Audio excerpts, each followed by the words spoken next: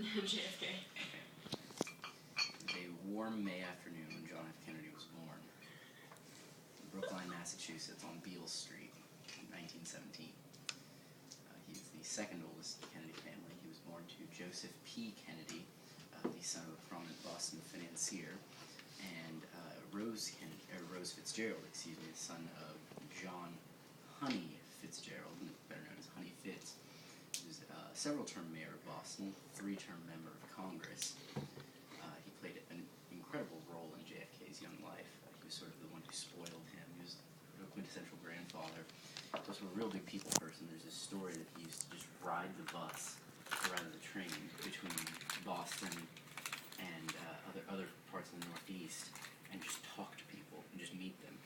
And when he would go down to Miami for family vacations, he would have the bellboy ring the bell once if the family was from Massachusetts, and twice if they were from Boston. And he would go and strike a conversation, of course. Real people person. He had the, what was that word you all used? Schmooze. Yes. Now, anyways, back to John F. Kennedy. He attended a number of schools. He attended Noble and Greenough, where Julian, my buddy, went to high school. He attended the lower school there. He went to Canterbury School in Wallingford, Connecticut for some time. Finally, and his mother moved him around a lot. He went to boarding school his life. Finally, he went to Choate School, where apparently, I have this on good information from my friends who went to Choate. The line, ask not what your country can do for you, but rather what you can do for your country, apparently purloined from a Choate headmaster. Now, Kennedy, in his time at Choate, started this little group, this little cohort, along with his friend Kirk Lemoyne Billings, better known as Lem, who was sort of a lifelong friend. Some speculation that Lem may have been a homosexual. There's nothing wrong with that, but they were very close friends nonetheless. They met at Choate, remained together for most of their adult life.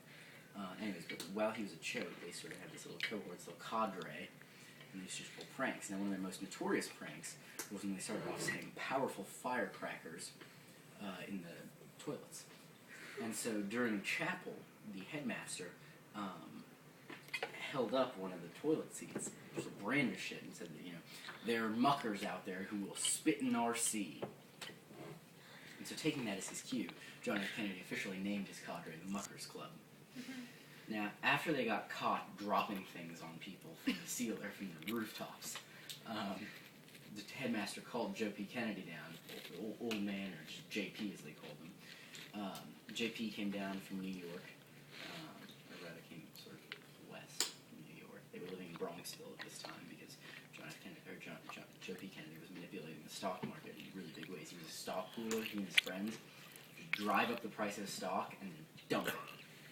It's really illegal now, but seriously, it was shit like that that made him chairman of the SEC, interestingly enough, under Franklin Roosevelt.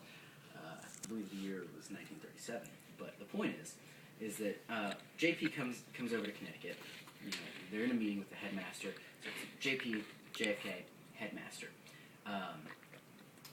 And JP, sitting there listening to all this, and the headmaster says, "Excuse me while I go retrieve some, ostensibly go get some evidence or some files, something of that nature."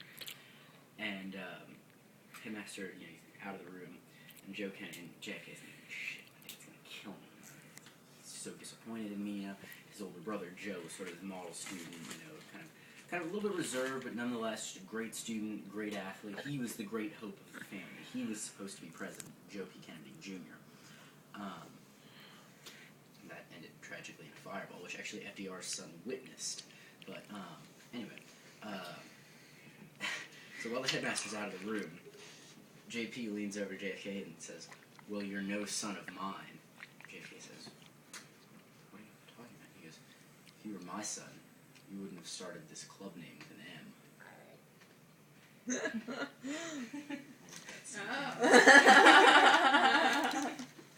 So instantly JFK felt much better about the exploits of him and his friends. Anyway, so he, very sickly youth, John F. Kennedy, all kinds of problems. Enrolled at Princeton, I believe in the class of 1940. That sounds right. Anyway, enrolled at Princeton with Lem. Left after 6 weeks, 6 or 8 weeks. Anyway, he wasn't there very long, but he had just a spate of medical issues, so he had to leave.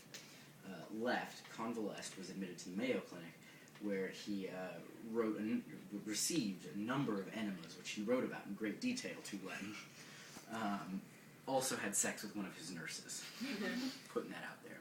Anyways, was released from the Mayo Clinic, went to go convalesce down in Arizona, where he famously wrote to his friend Lemoyne, well, not so famously, but nonetheless wrote to him, "Got a fuck and a suck in a Mexican whorehouse for 65 cents, so am feeling very fit and clean."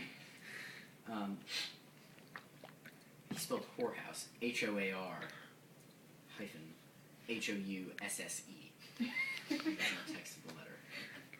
Should be funny, I suppose. Anyways, received such a tan while he was down in Arizona that he signed the letter, "Your N-word, Jack." True story. True story. I read the transcript of the letter. Anyways, came back, enrolled at Harvard, 2 years the junior of his brother Joe, again in his shadow. Sort of came into his own. By the way, JFK in high school voted most likely to succeed. And who else was? This guy. Anyways,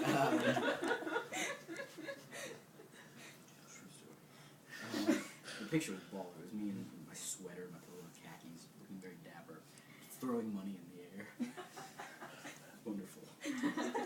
What is this? Anyway, I don't understand what's going on around me.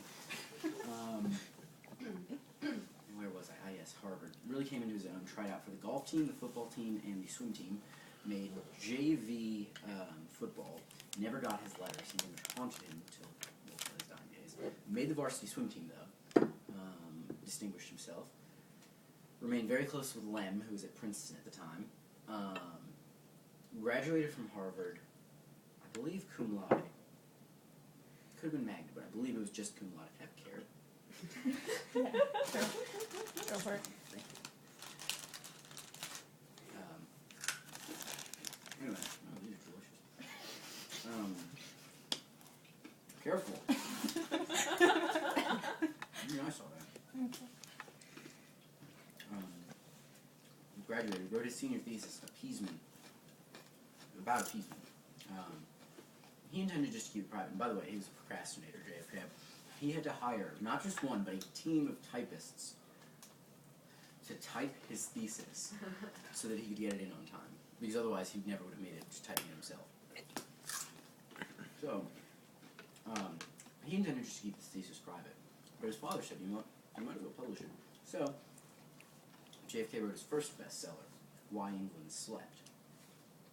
Published it, made some money, bought a convertible Buick with the proceeds. Enrolled at Yale Law School, withdrew. Now, by this time, he'd already done a few months abroad studying with Professor Harold Lasky at the London School of Economics. Enrolled at Yale Law School, never attended. Enrolled at Stanford Graduate School of Business, audited courses.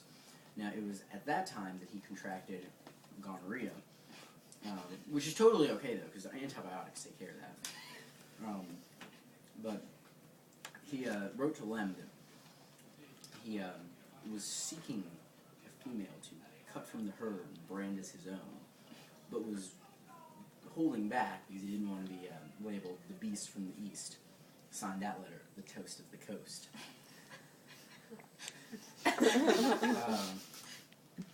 Met a girl while he was there. Became very interested. You know, we would have said madly in love. But JFK was once asked, have you ever been in love? And he said, no, but I've been very interested. Met this girl, really expected to marry her, but she wouldn't have premarital sex with him, so he moved on. Anyway, by this time, if anybody's keeping track, JFK had gone to Princeton, London School of Economics, Harvard, enrolled at Yale Law, and Stanford Graduate School of Business. Now we're up to 5 colleges or universities that he attended or enrolled at. Ungodly amount of education, if you ask me, but nonetheless, war comes along, he enlists in the Navy, starts a torrid love affair with Inga